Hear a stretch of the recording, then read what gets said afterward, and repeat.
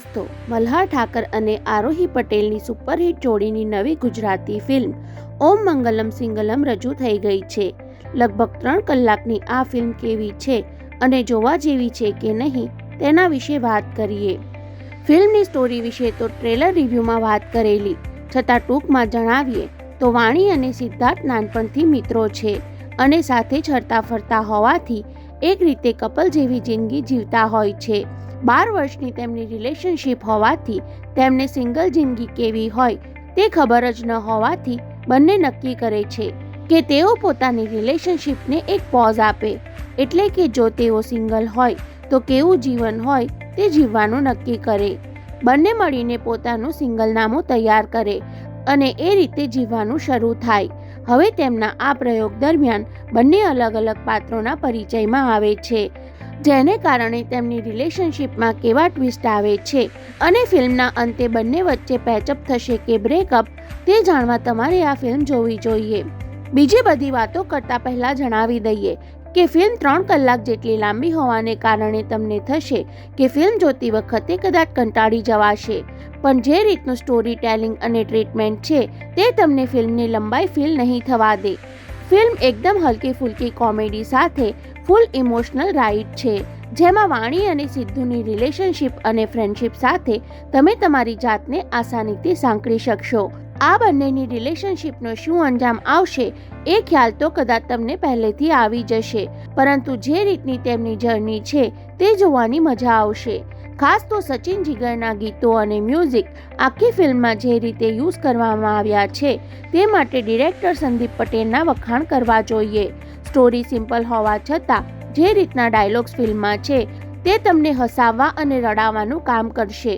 ઘણી જગ્યાએ serious સિચ્યુએશનમાં comedy ડાયલોગનું placement ખૂબ સારી રીતે થયું છે. વાણી અને સિદ્ધુની ફોરવર્ડવાળી રમત અને પછી પોઝ રિવાઇન્ડની રમત કદાચ દરેક લોકોએ પોતાની જિંદગીમાં એકવાર રમવી જોઈએ, જેથી રિલેશનશિપને એક નવી નજરે જોઈ શકાય.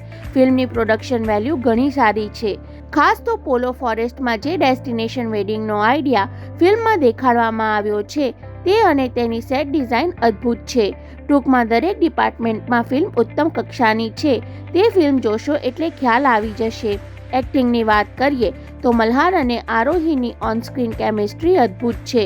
મલ્હાર માટે આપણે હંમેશા સાંભળ્યું છે કે તેની એક્ટિંગ મોટા ભાગે દરેક ફિલ્મમાં સરખી જ હોય છે.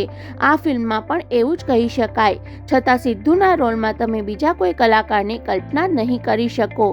એવી જ રીતે વાણીના પાત્રમાં આરોહી ખૂબ જ સાહસિક લાગી રહી છે. બંનેનું કેરેક્ટર ડેવલપમેન્ટ ખૂબ સારી રીતે થયું હોવાથી પડદા પર તમને મલ્હાર અને આરોહીના બદલે સિદ્ધુ અને વાણી જોવા મળશે. એટલી હદે બંને પાત્રમાં ઓતપ્રોત થયેલા છે.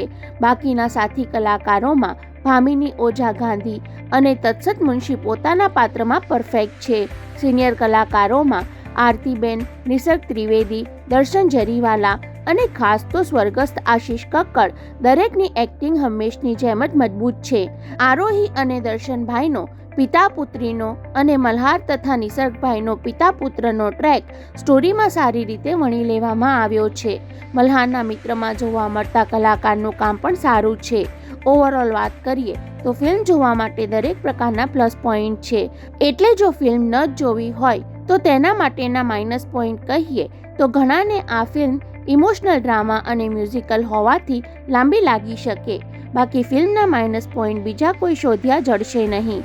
ટૂંકમાં આ ફિલ્મ સહપરિવાર જોઈ શકાય તેવી છે, પરંતુ ખાસ તો તમારા પાર્ટનર સાથે જોવા જવાનો આગ્રહ રાખજો, જેથી રિલેશનશિપમાં આવતા પ્રોબ્લેમ્સનું સોલ્યુશન મળી રહેશે.